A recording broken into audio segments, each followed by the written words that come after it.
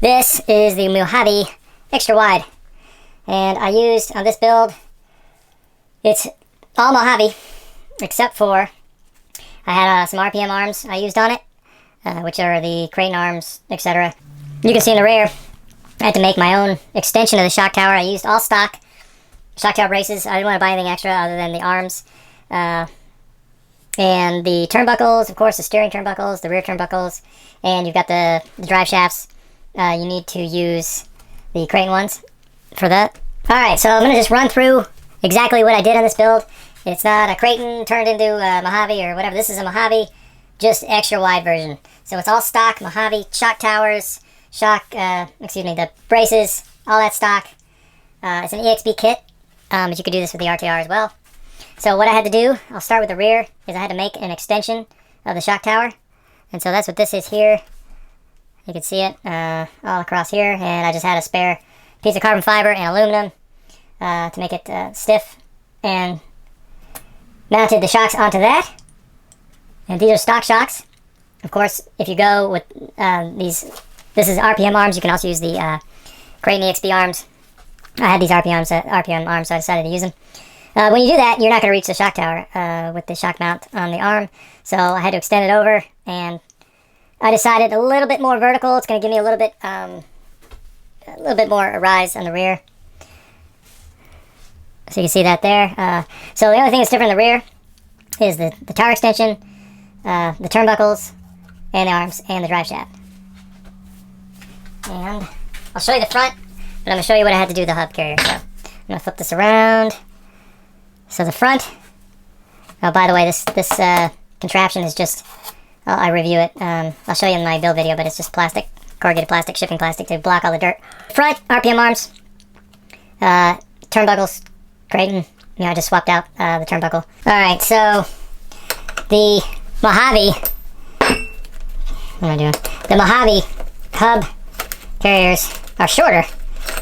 Alright, so I had to make these spacers because the hub carriers are not, they're shorter than the ones that come with the Creighton and the Outcast, and I wanted to get as much width as possible. So I used a RC jet retract. I had a couple of these laying around, and I used this part here, so I had to cut and drill it out to fit over the axle.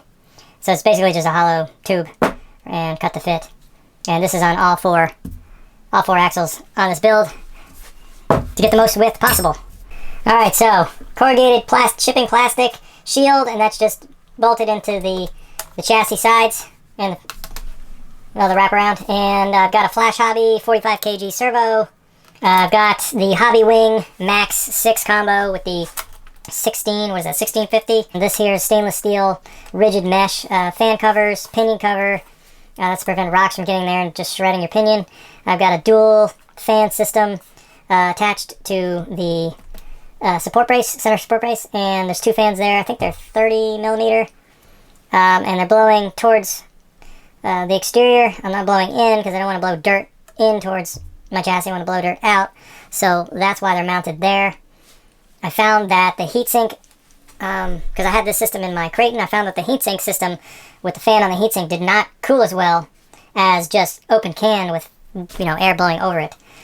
So that was interesting. So the Hobby Wing also has these raised ridges to dissipate heat, so this actually works really well. I haven't had any issues.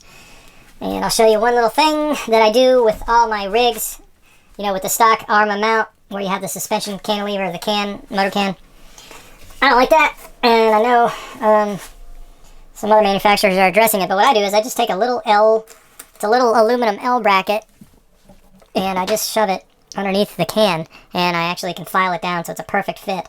And then I just stick some double-sided tape so where it just sticks to the back of the can. Alright, and then the only other thing, I run, servo extension coming out for the lights, and then I've got, I've got a stock strap on this lateral side, and then the longitudinal side I use these straps always break for me. I like to send stuff, so they always just break, and they just tear. So I like to have a more of a solid strap. This is like a buckle on it, and it's not going to go anywhere. You see there's a little hole. I drill a little hole in the top, and then I cover it with duct tape. But what I do with that hole is sometimes I have issues with the bind, random issues, and then I could stick a tool in there to hit the bind button to rebind everything, recalibrate it. Versus having to take all the bolts off and get to it. So I do that in all I run Spectrum Electronics.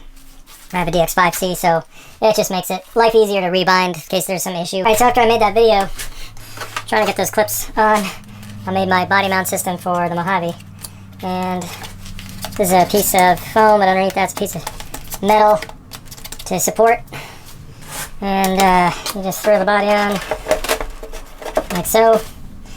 These are metal, and there's a magnet underneath so you don't lose these. And you just thread them on.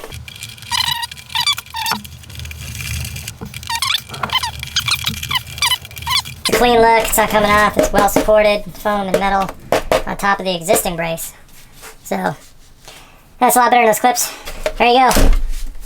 I did trim also the body, side panels to clear the wheels, so not too much, just a little bit, and that way when you hit the ground, easily clears the wheel, no problems.